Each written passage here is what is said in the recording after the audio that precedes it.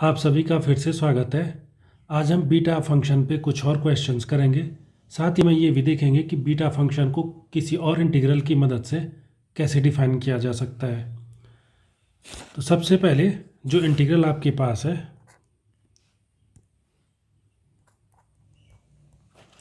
आपको इसकी वैल्यू निकालनी है।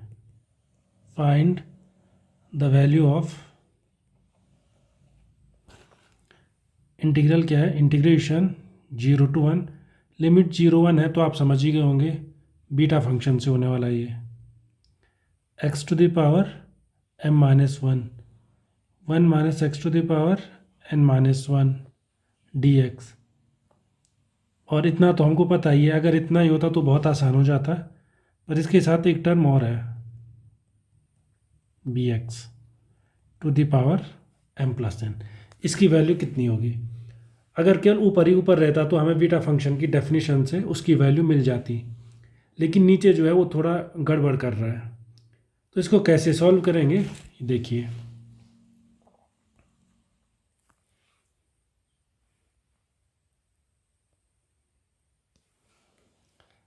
जो इंटीग्रल है हमारे पास वो कितना है, 0 to 1 x to the power m-1 1 minus x to the power n-1 divided by a plus B x to the power m+n। सबसे पहले तो ये हटाना होगा हमें, अगर हमें सॉल्व करना है तो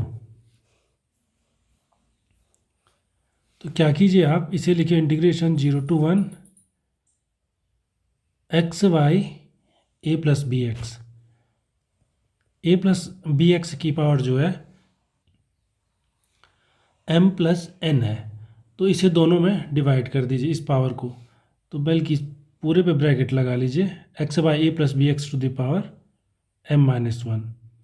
उसके बाद 1 minus x divided by A plus B x, इसकी power n-1। A plus B x की पावर m+n थी, हमने इन दोनों में डिवाइड कर दी, लेकिन अभी भी बची हुई है, वो पावर बची हुई है A plus B x whole square, और डी एक्स तो है ही है। यहाँ पे आप देख लीजिए। अब ये क्यों किया हमने, अब देखिए अब आप क्या करने वाले हैं, सब्सटीट्यूशन करने वाले हैं। फिर से आप क्या पुट करने वाले हैं, x by A plus B x को आप क्या पुट कर लीजिए, y by A plus b. तो अगर आप ये पुट करोगे तो आप इसे डिफ्रेंशिएट कीजिए पहले, तो जिससे आपको डी एक्स की वैल्यू पता चल जाए। तो इसका डिफ्रेंशिएशन कितना होता है, A plus B X into differentiation of X minus x into differentiation of A plus B X means B divided by A plus B x whole square D x equal to D Y by A plus B. यहाँ पे जो ये B x है, ये इस B x से cancel हो जाएगा, तो यहाँ पे केवल ए बचा रहेगा। इस ए को आप यहाँ भेज सकते हैं, तो भेज दीजिए। कितना हो जाएगा, 1 by A plus B x whole square D x equal to D Y by A plus b. तो जब आपने सब्स्टिट्यूशन कर लिया है तो आगे बढ़िए आप, पर उससे पहले आप लिमिट वगैरह भी देख लीजिए, कहीं कोई प्रॉब्लम तो नहीं आ रही।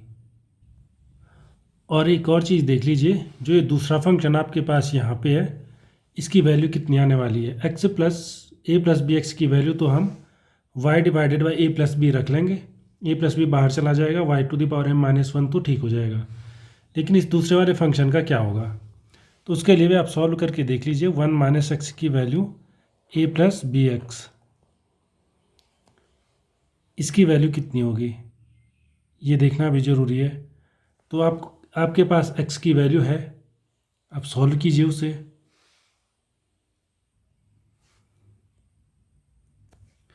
इसकी वैल्यू हमें चाहिए, तो कैसे निकालेंगे आप थोड़ा ध्यान दीजिए।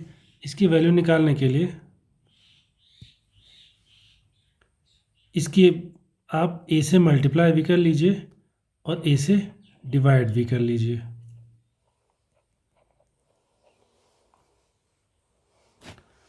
एक स्टेप और सॉल्व कीजिए। 1/a तो बाहर, हमें a प्लस बी एक्स चाहिए, उसे एक साथ लिख लीजिए। माइनस ए एक्स है तो माइनस बी एक्स भी आएगा, और नीचे a plus B x is equal to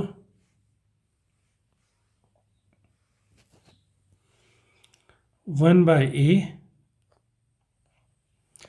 a plus B x तो कैंसिल हो जाएगा, तो केवल 1 बचा रहेगा, minus a plus B x divided by a plus B x. यहाँ पे x दोनों से मल्टीप्लाई है और यहाँ पे केवल b से मल्टीप्लाई है, और इसकी वैल्यू कितनी है? 1/a तो बाहर है ही है, इसकी वैल्यू है 1 माइनस वाई।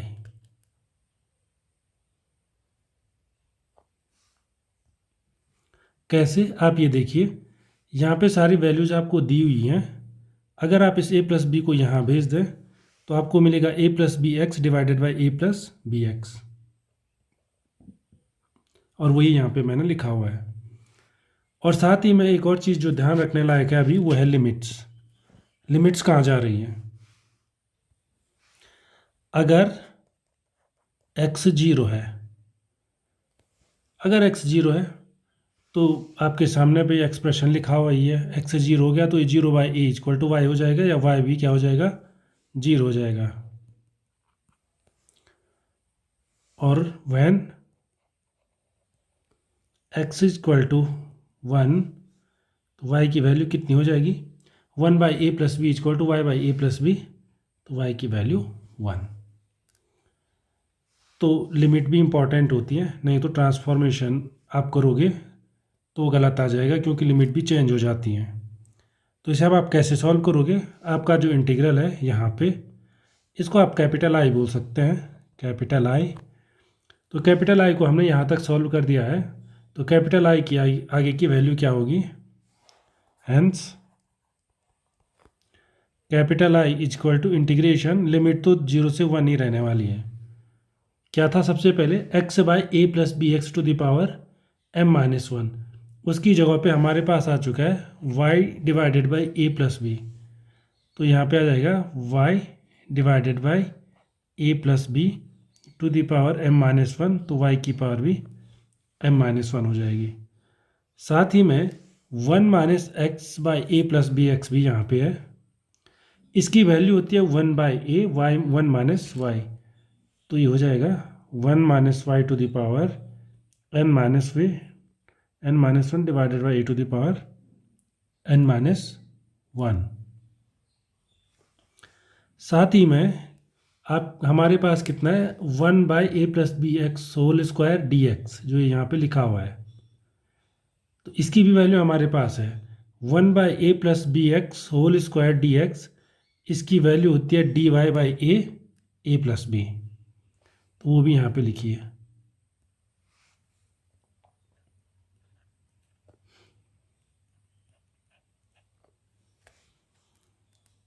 तो फाइनल आंसर लिखिए अपना, कितना आ जाएगा ये? 1/a प्लस बी, ए प्लस बी कॉन्स्टेंट है और उसे इंटीग्रेशन से बाहर भेज ही सकते हैं, तो भेज दीजिए a plus b to the power m। उसके बाद a to the power n-1 भी एक कांस्टेंट है, उसको भी आप बाहर भेज सकते हैं, और उसके साथ एक पावर a की और मल्टीप्लाई हो जाएगी a to the power n। उसके बाद जो बच जाता है वो है 0 to 1 y to the power m-1, 1 minus y to the power n-1 dy, और ये वेल नोन इंटीग्रल है a plus b to the power m into a to the power n into beta of mn। अब एक important formula देखते हैं कि कैसे beta function को ट्रिग्नोमेट्रिकल जो फंक्शन होते हैं उनके टर्म्स में लिखा जा सकता है। अगली जो एक्सरसाइज है बहुत ही इम्पॉर्टेंट है, integration 0 to π/2 sine to the power p theta cos to the power q theta d theta, ये बहुत इंपॉर्टेंट ट्रांसफॉर्मेशन है, is equal to beta function of p plus 1/2 comma q plus 1/2। इसमें condition ये होती है कि p greater than -1 होना चाहिए, q भी ग्रेटर देन -1 होना चाहिए। ये बहुत ही इंपॉर्टेंट ट्रांसफॉर्मेशन है बीटा फंक्शन का।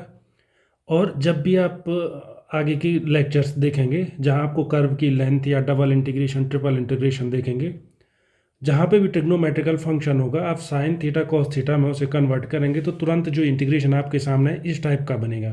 पी क्यू की वैल्यू डिफरेंट हो सकती है, तो वहाँ पर अगर आपको ये फॉर्मूला पता है आप आसानी से उसकी वैल्यू निकाल सकते हैं।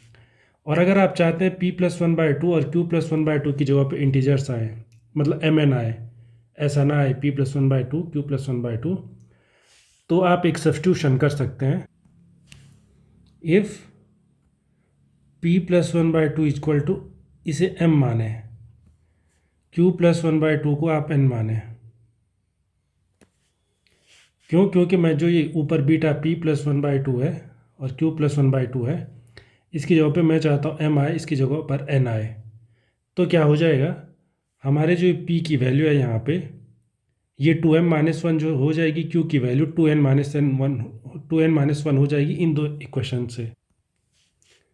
तो जो हमारा इंटीग्रेशन है, then integration 0 to π/2 sine to the power 2n-1 theta cos to the power 2m हो जाएगा यहाँ पे, और 2n-1 theta D theta is equal to beta of mn।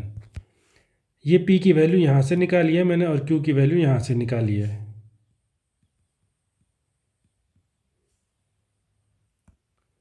यहाँ पर एक छोटी सी गलती कर रहा हूँ मैं, उसे सुधार दीजिए, इसे 1/2 कर लीजिए और ये भी 1/2 हो जाएगा।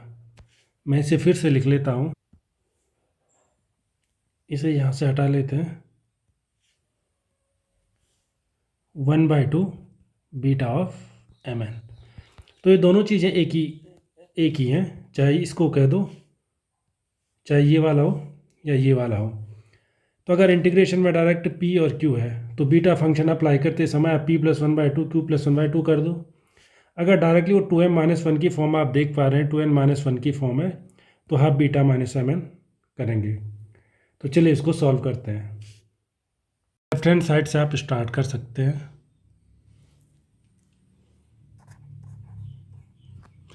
Integration 0 to π/2 sine to the power p theta cos to the power q theta D theta.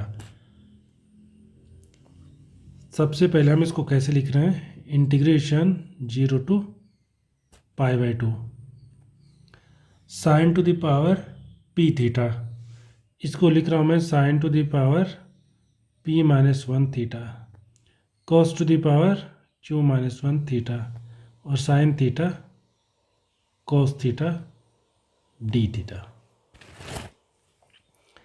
इसकी वैल्यू कितनी होगी, integration 0 to π/2 sine to the power p-1 theta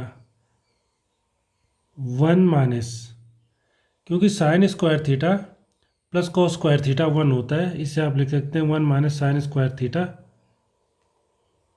to the power q-1/2। ये कॉस स्क्वायर थीटा हो जाएगा, 1 minus sine square theta, cos square theta 1/2 power होने के कारण केवल कॉस थीटा हो जाएगा और q-1 पावर आके फिर से इतना हो जाएगा, ठीक है। और इसके बाद क्या, sign theta cos theta D theta. तो इसकी वैल्यू आगे सॉल्व कीजिए, इज इक्वल टू कितना हो जाएगा, इंटीग्रेशन 0 to π/2। आप यहाँ पे सॉल्व करने से पहले आप यहीं पे लिमिट वगैरह सारा डिस्कस कर सकते हैं कि आगे क्या होने वाला है, क्योंकि ये बीटा फंक्शन के टाइप का लगभग बन ही चुका है। सिर्फ हमें क्या करना है, साइन स्क्वायर थीटा को, जैसे कि हमने पिछली एक्सरसाइजेज में किया था, साइन स्क्वायर थीटा को आप क्या लिख लो, स्मॉल x। तो 2 साइन थीटा कॉस थीटा कितना हो जाएगा, 2 sine theta cos theta equal to dx। साथ ही में अगर थीटा 0 है तो x कितना हो जाएगा, साइन स्क्वायर 0, और साइन स्क्वायर 0 मतलब x इक्वल टू 0। और मान के चलिए and when theta is equal to pi by two, तो एक्स हो जाएगा sine square pi by two means 1। hence the given integral hence the given integral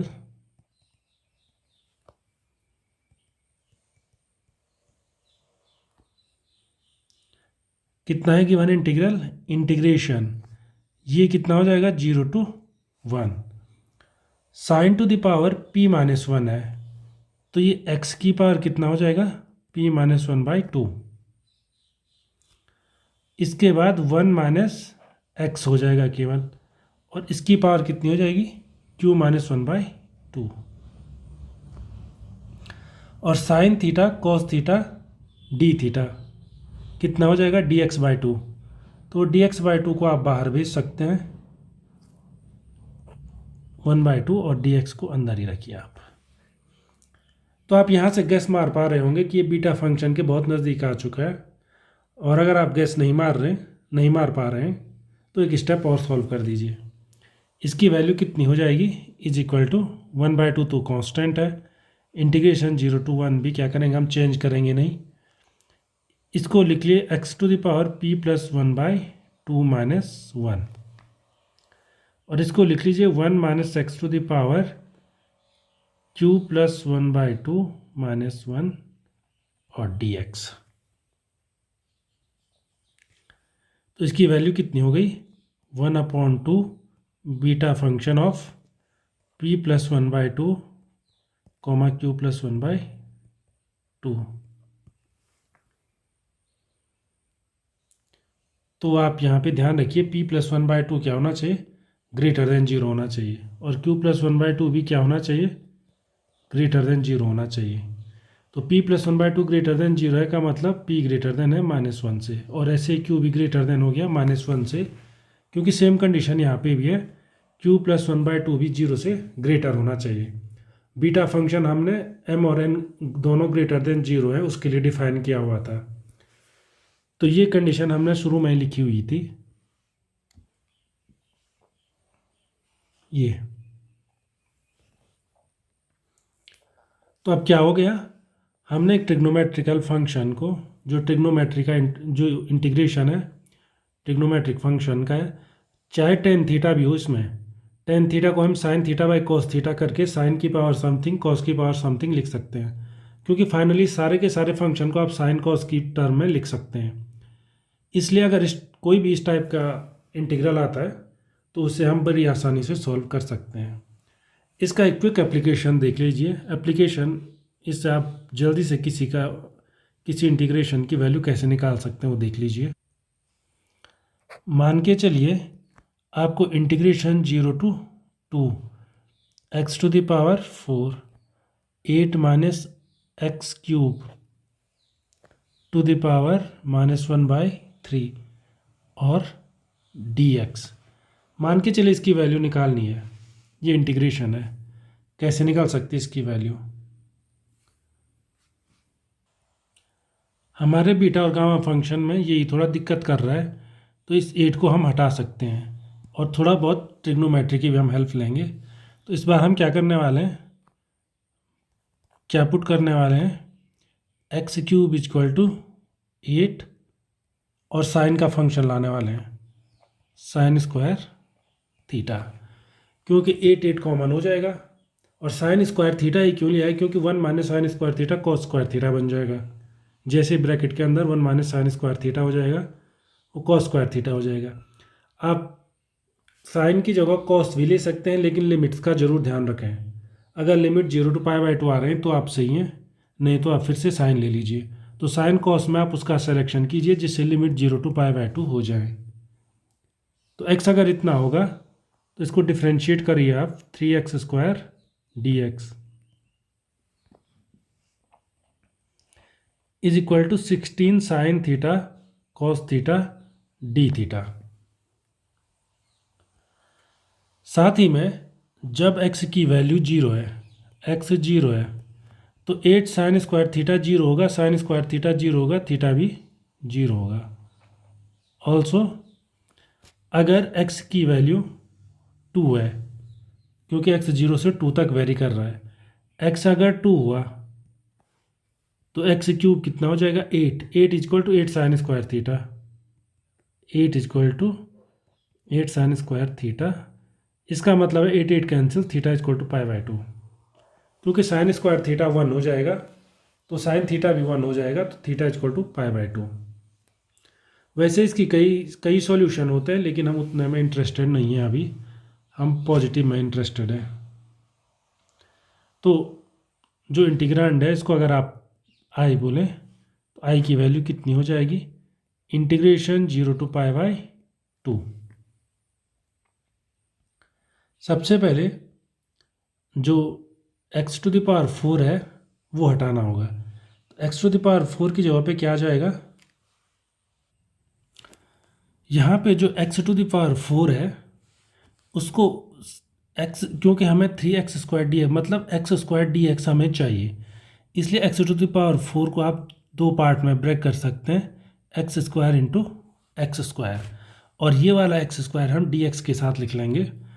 और वो करने के पीछे पर्पज क्या है, क्योंकि x² dx इक्वल टू कितना है, sine theta D theta cos theta D theta है। तो x⁴ को आप कैसे सॉल्व करने वाले हैं, केवल x² लिखिए, तो x³ 8 साइन स्क्वायर थीटा है, तो इसकी पावर कितनी हो जाएगी 2/3। ठीक है, इससे कितना हो जाएगा 8 साइन टू द पावर 4/3, और इसके बाद क्या बच जाएगा 8 - x³। ये यहाँ पे 4/3 क्यों नहीं लिखा मैंने, आप समझ गए होंगे, क्योंकि मैंने केवल x² लिखा हुआ है यहाँ पे केवल x² है, बाकी x⁴ में जो x² है वो मैं लास्ट में इसके साथ लिखने वाला हूँ। ठीक है, आप चाहें तो यहीं पे इसे कर सकते हैं, यहाँ पे 2 पावर कर दीजिए तो यहाँ पे x² dx आ गया। ठीक है, तो x² को कितना लिख सकते हैं इस वाली इस इक्वेशन से, 8 sine square theta to the power 2/3।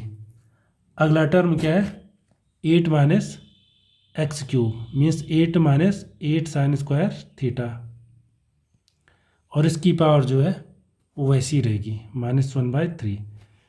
और x² dx को हम कितना लिख सकते हैं 16/3 sine theta cos theta D theta. यही इसी पर्पज के लिए मैंने उसे रोका हुआ था x² dx, इसीलिए मैंने x² को आगे पीछे कर दिया।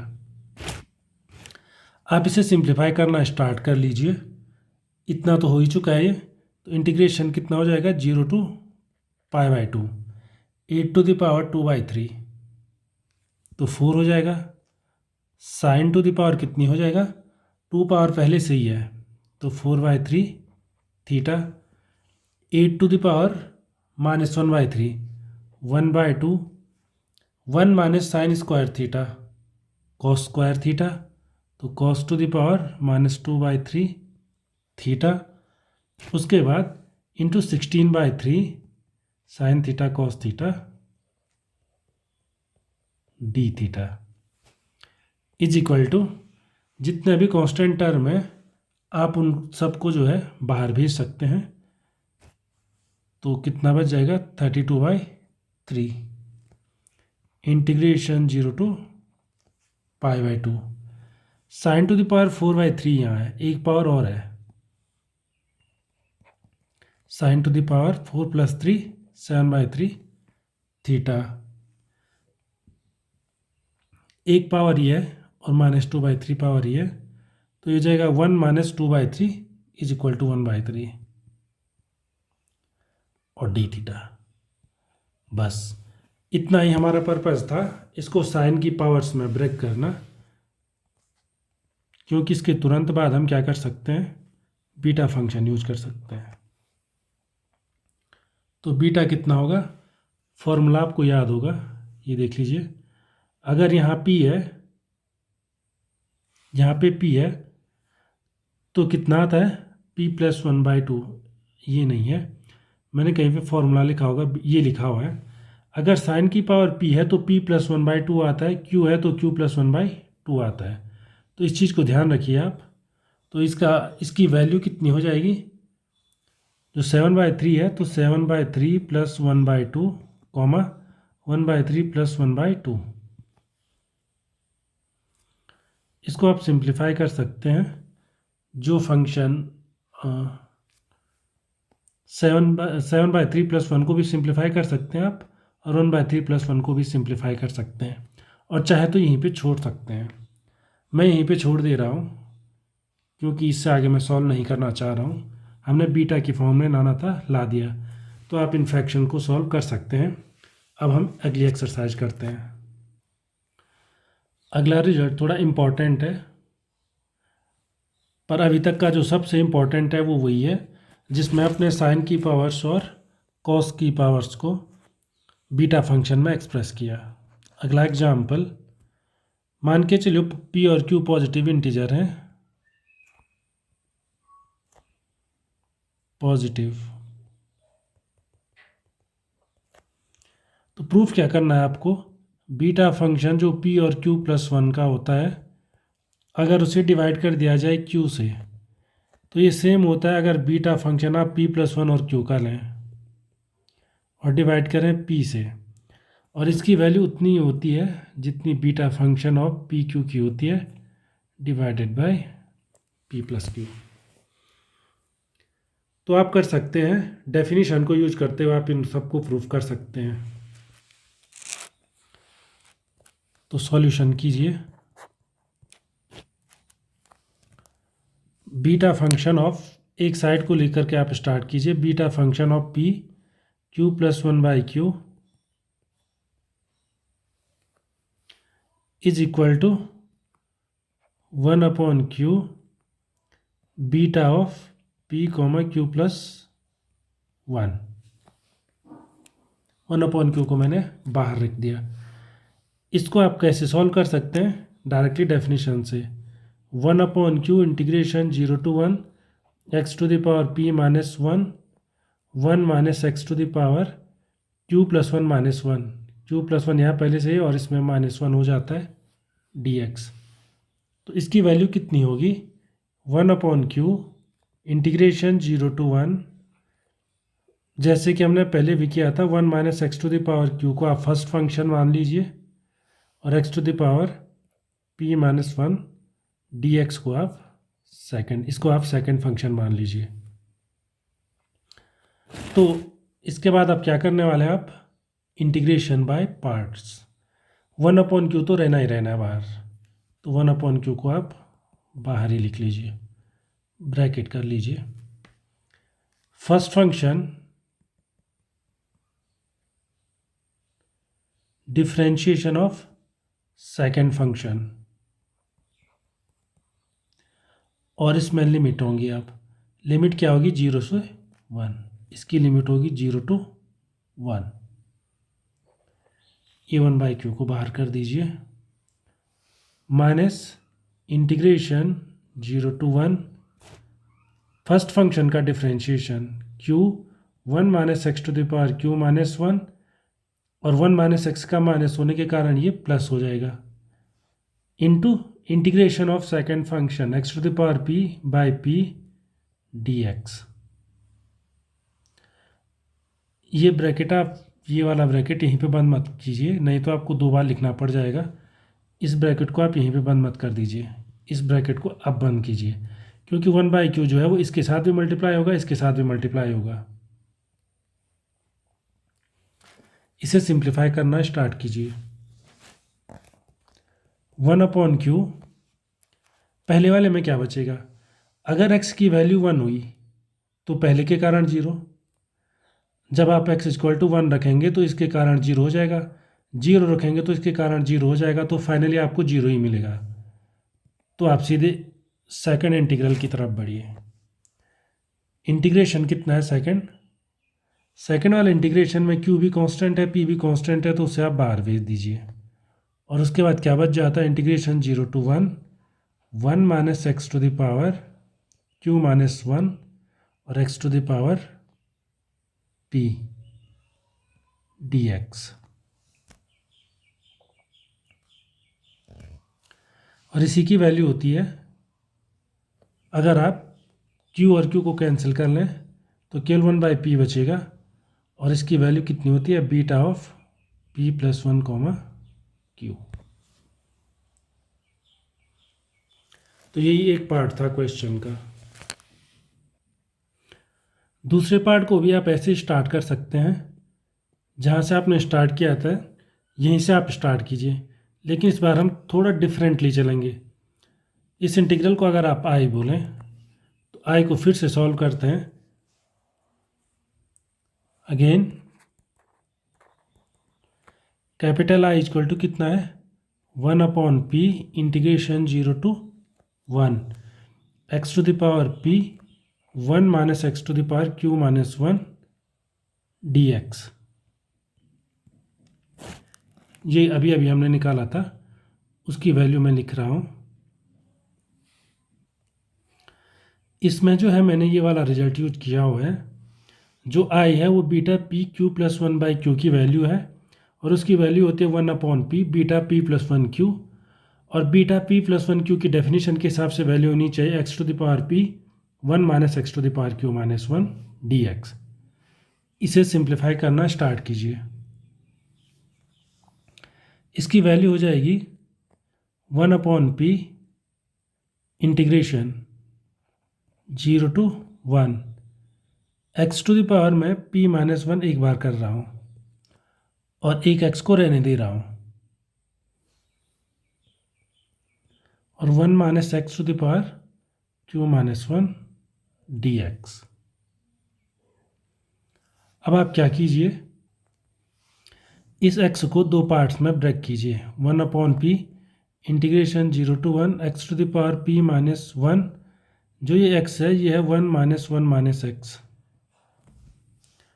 Into 1 minus x to the power q minus 1 dx। मैंने सिर्फ इस x को 1 माइनस 1 माइनस एक्स लिखा है, क्योंकि ये दोनों 1 1 कैंसिल हो जाएंगे, तो वही आंसर मिल जाएगा। तो इसको अब आप दो पार्ट्स में ब्रेक कर सकते हैं। 1/p integration 0 to 1 x to the power p minus 1 1 minus x to the power q minus 1 dx plus नहीं माइनस आ जाएगा 1/p integration 0 to 1 x to the power p minus 1 और 1 माइनस एक्स से multiply होगा और q power, ये q minus 1 power यहाँ से आई है और 1 माइनस एक्स की एक पावर यहाँ से आई है। तो इसकी वैल्यू आपको पता ही है कितनी होती है। इसकी value 1/p beta function of P Q minus 1/p, और ये होती है beta function of P Q plus 1। Left hand side की वैल्यू भी लिख लीजिए। लेफ्ट हैंड साइड की वैल्यू कितनी है, beta function of p Q plus 1/q। कहाँ से, क्योंकि हमने वहीं से स्टार्ट किया हुआ है। हमने जो स्टार्ट किया है वो यहीं से स्टार्ट किया हुआ है, तो उसी की वैल्यू को मैंने लिख लिया। तो इसे अब आप रीअरेंज कर दीजिए। Implies that beta function of p Q plus 1 एक साइड रख रहा हूँ मैं, तो कितना बच जाएगा 1/q plus 1/p is equal to 1/p beta function of p q। इसके बाद आप क्या कर दीजिए, इन दोनों का सम कर दीजिए। ये p हो जाएगा और ये q हो जाएगा, और ये p कैंसिल हो जाएंगे, क्योंकि दोनों का q और p का प्रोडक्ट है यहाँ पे। तो जो कैंसिल हो रहा है उसे उस साइड लिखिए। तो implies that beta function of p Q plus 1 is equal to beta function of p Q divided by p plus q, और यहाँ जो बचा रहेगा डिवाइडेड बाय q। लेकिन अभी हमने प्रूफ क्या किया है थोड़ी देर पहले, beta function of p Q plus 1 कितना होता है, p क्यू प्लस 1/q, ये इतना ही होता है जितना 1/p beta function of p plus 1 q होता है। तो ये इक्वल टू है 1/p बीटा फंक्शन ऑफ, आप यहाँ से कॉपी कर सकते हैं जो यहाँ पे लिखा हुआ है आपने, 1/p beta p plus 1 q।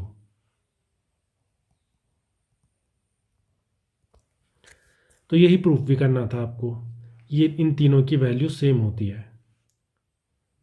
जो क्वेश्चन था उसमें ये प्रूफ करना था, तो ये प्रूफ हो चुका है। अब अगले लेक्चर में हम बीटा फंक्शन को थोड़ा और आगे बढ़ाएंगे और बीटा फंक्शन से रिलेटेड ट्रांसफॉर्मेशंस डिस्कस करेंगे।